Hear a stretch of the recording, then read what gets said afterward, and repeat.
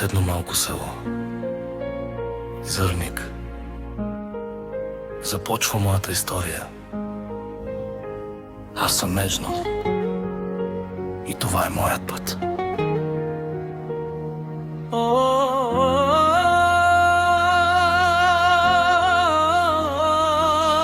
Зърник съм, роден през 89-та. Майка Севинч, баща Неджип, моята опора в света. Детството трудно не беше като в приказка, но се научих да се боря, това ми стана навик. С брат до мен и близнак в живота вървяхме заедно през болка и надежда. Кайнарджа минаха всички мои учебни дни, до гимназия стигнах с мечти и сълзи. Баща ми нямаше много, но ми даде чест, научи ме да съм човек, това струва най-много днес. Аз съм Меджнун, паднах, но станах пак. Животът ме удря, но не ме пречупи никак. От нищо до всичко с труд и сърце днес имам семейство, това е моето богатство. Аз съм Меджнун, това е моя път, през болка и време стигнах до този връх. И ако падна, пак ще стана, защото в мен живее силата на съдбата.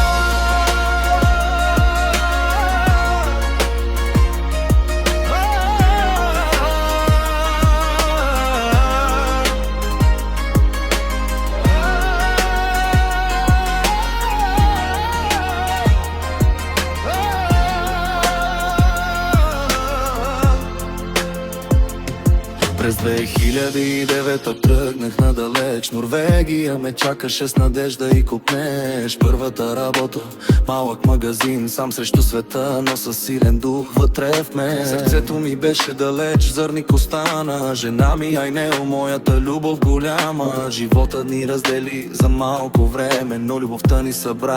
По-силна от всичко беше. През 2011-та, най-тежкият ден, баща ми си тръгна, остана болка в мен, рано го загубих. Съдбата така реши, но неговата сила и днес в мен горе. Продължих напред, не се отказах аз заради него, заради моето семейство и глас. През имам 4 деца, майта светлина, Нурчин, Несрин, радост нощта, Кузе и Яман, моята сила и чест, заради тях живея, те са моят свят днес. Жена ми Айнел, изградихме дом, пълен с любов, със смях и с топъл тон. Всички сме заедно тук в Норвегия и днес казвам благодаря за този живот и съдба.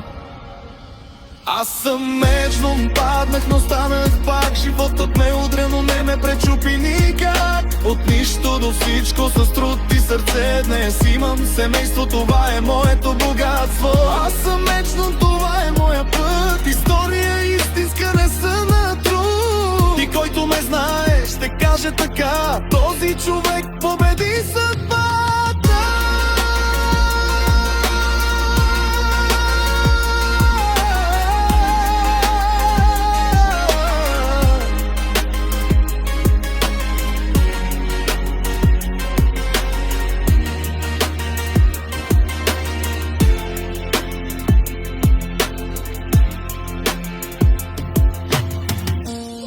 От Зърник до Норвегия, от болка до щастие.